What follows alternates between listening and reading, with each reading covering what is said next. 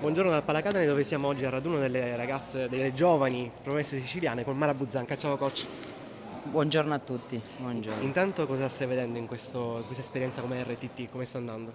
Ma guarda, sta andando molto bene, sono contenta perché comunque è sempre entusiasmante lavorare con le ragazze, cerchiamo chiaramente di fare il nostro meglio e cerchiamo di portare un attimino di linfa, portare un attimino di entusiasmo.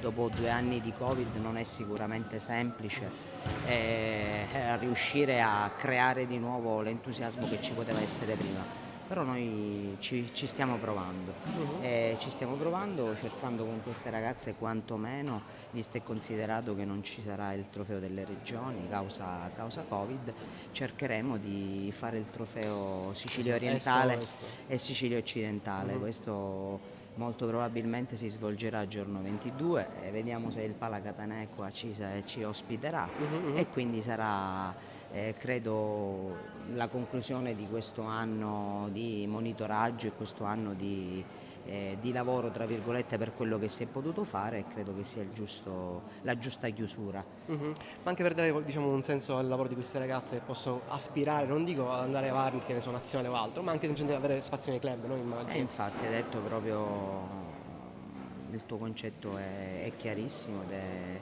sicuramente quello che penso pure io. Dobbiamo dare una continuità e chiaramente bisogna anche premiare queste ragazze che vengono, che si allenano.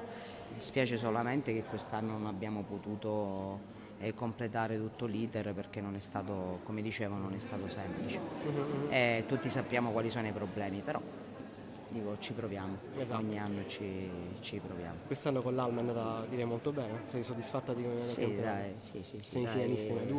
A2. Sì, sono contenta anche se chiaramente di anno in anno si deve sempre migliorare e si deve sempre aspirare al meglio. Si deve costruire prima di tutto e poi